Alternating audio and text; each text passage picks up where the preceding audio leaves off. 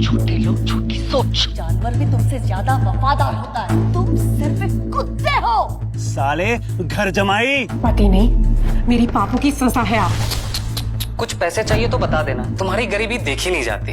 अरे दामाद है तो क्या हुआ, वैसे भी कुछ करता धरता तो है नहीं। आप जानते भी हैं किसके बारे में बात कर रही हैं आप? नक्श सर, आप ये कोई मामूली इंसान नहीं है, ये शहर के सबसे बड़े। कौन है ये नक्श और क्या है इसकी कहानी? अपने ससुराल में नौकरों से बदतर जिंदगी गुजारने वाला नक्श, जिसे ससुराल में गालियों के अलावा कुछ नहीं मिलता था। ससुराल में रोज अपनी बीवी से मार खाने वाला गरीब घर जमाई। ये देख, हमारे फकीर बाबा नक्श जी काम करता ऑफिस बॉय का, पर एटीट्यूड तो ऐसे दिखाता है जैसे भानुशाली खानदान का इकलौता वारिस हो। औकात क्या है इसकी, तू देखना नेहा, इसकी नौकरी में कैसे खाती हूँ। नक्श एक ऑफिस बॉय का काम करता था। वो अपने ऑफिस का सबसे गरीब लेकिन टैलेंटेड और हैंडसम लड़का था। शायद इसलिए उसके ऑफिस में काम करने वाले रईस लड़के लड़कियां नक्श को पसंद नहीं करते थे। एक दिन तुम्हें समझाते समझाते खुद पागल हो जाऊंगी। यार ये बड़े लोगों की क्लास पार्टी में तुम्हारा पहली बार होगा, हमारा तो रोज का है। कम से कम इस गिफ्ट को तो ठीक से रैप कर लेते। नक्श उस घर में एक नौकर ही था, सब उसे जलील करते रहते। ये क्या है? ये बॉक्स मुझे उन्हें ऐसे ही देना है और इसे गिफ्ट रैप करने का मेरे पास टाइम नहीं था। गरीब घर जमाई नक्श की रईसजादी पत्नी अनिका की दादी कल्याणी जावेरी का बर्थडे था। नक्श ने अनिका से प्रॉमिस किया था कि इस बार वो ऐसा गिफ्ट लाएगा जिसे देखकर जावेरी फैमिली के होश उड़ जाएंगे।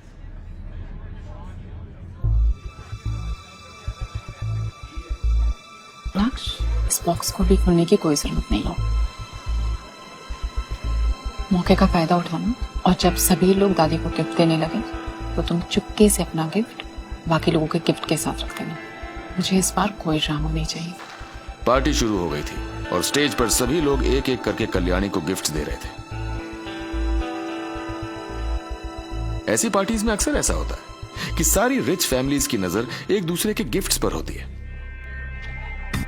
सभी जानना चाहते हैं कि कौन क्या दे रहा है, किसका गिफ्ट सबसे ज्यादा वैल्यूएबल है। साथ ही साथ सभी कल्याणी के रिएक्शंस को भी नोटिस करते हैं ताकि उन्हें पता चले कि वो गिफ्ट कल्याणी को पसंद आया है या नहीं। विहान बजा जाए।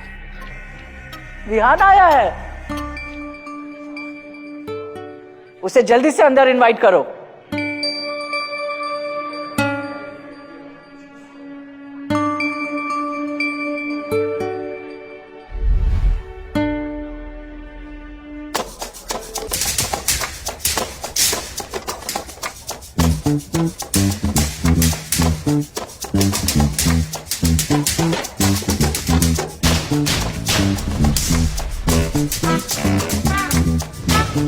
नक्श की आंखों में गुस्सा साफ दिखाई दे रहा था।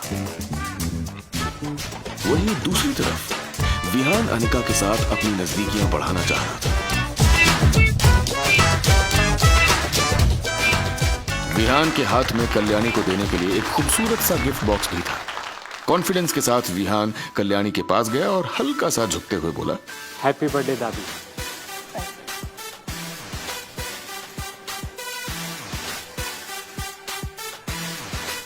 दादी, आज आपका जन्मदिन है और मेरी तरफ से आपको लख लख बधाई। भगवान करे कि आप स्टैच्यू ऑफ यूनिटी की तरह हमारे साथ ऐसे ही खड़ी रहें हमेशा के लिए। एंड सॉरी दादी, काफी ट्रैफिक था इसलिए आने में थोड़ा लेट हो गया, और उम्मीद करता हूँ आप इस वजह से मुझसे नाराज नहीं होंगी। कल्याणी जानती थी कि विहान को अनिका बहुत पसंद है। विहान को देखकर कल्याणी के दिल में न जाने क्या क्या ख्याल आने लगे थे। अब जब आ ही गए हो तो कौन सा लेट और कैसा लेट।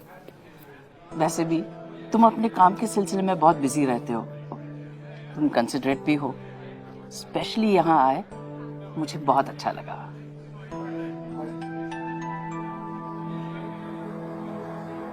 दादी, आज मैं आपको सिर्फ यहाँ तोहफा देने के लिए नहीं आया हूँ, बल्कि आपके यहाँ से एक खूबसूरत तोहफा ले जाने के लिए आया हूँ।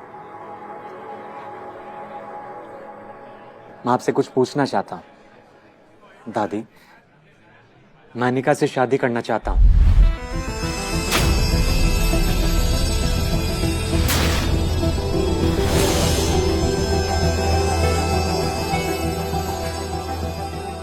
कल्याणी ने घूरते हुए विहान को देखा और उसके बाद उनकी नजर अनिका पर जाकर टिक गई थी।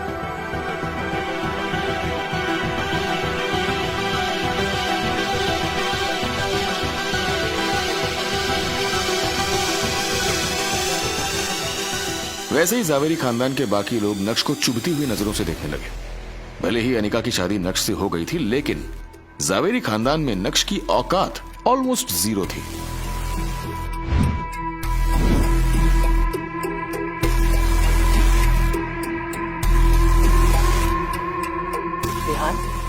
तुम्हें भी पता है कि अनिका की शादी हो चुकी है और इस शादी को 2 साल से ज्यादा का समय हो गया है। क्या तुम्हें इस सब से फर्क नहीं पड़ता?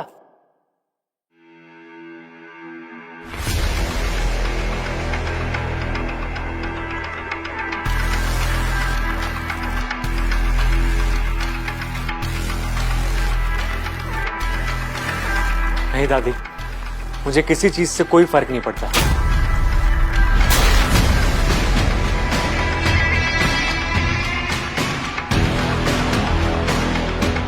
मैं अनिका से बहुत प्यार करता हूं और आपको भी मैं दिल से दादी मानता हूं और उम्मीद करता हूं कि आप अनिका की खुशियों के बारे में सोचेंगे और मेरी रिक्वेस्ट को एक्सेप्ट करेंगे। विहान को नक्श के वहां होने से कोई फर्क नहीं पड़ रहा था। उसे तो बस अनिका से मतलब था और वो आज उसे यहां से ले जाना चाहता था। उसी समय विहान, विहान, विहान।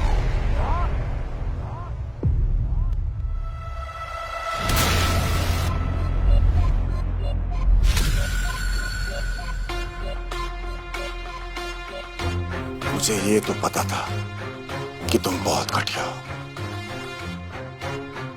लेकिन इस लेवल के घटिया हो कि मेरी बीवी तक पर तुम्हारी नजर है। शायद शर्म तुम्हारे घर पर कभी आई नहीं होगी। नक्श की आंखों में गुस्सा साफ दिखाई दे रहा था। लो, अचानक से मैम्बो अंकल इस मैटर के बीच में घुस गए। लो, यही बाकी था कि तुम्हारी जबान ज़वेरी खानदान के बीच चले। अब लगता है कि तुम्हारे पर काटना जरूरी है। ज्यादा उड़ो मत।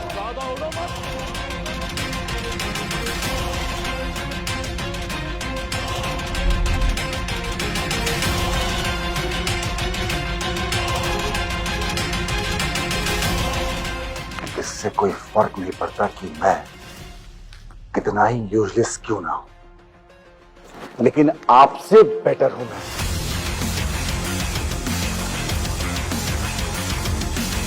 इसे इस भानुशाली ग्रुप ने कचरे की तरह निकालकर अपने ऑफिस से बाहर फेंक दिया था। इस सीन को देखकर जावेरी खानदान के कई लोगों ने अपनी आंखें बंद कर ली। मामला कुछ ज्यादा ही गर्म हो। नक्श अभी भी अपनी जगह पर खड़ा हुआ था और उसकी बॉडी लैंग्वेज में कोई भी चेंजेस नहीं आए थे। उसके चेहरे पर डर दिखाई ही नहीं दे रहा था। साले कमीने, तेरी इतनी हिम्मत! खड़े खड़े क्या कर रहे हो? जल्दी करो और निकलो यहाँ से।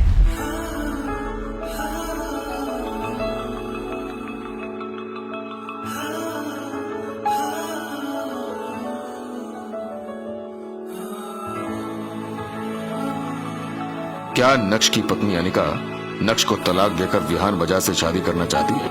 नक्श के सिर्फ एक फोन कॉल ने कैसे बर्बाद कर दी विहान बजाज की 1000 करोड़ की कंपनी।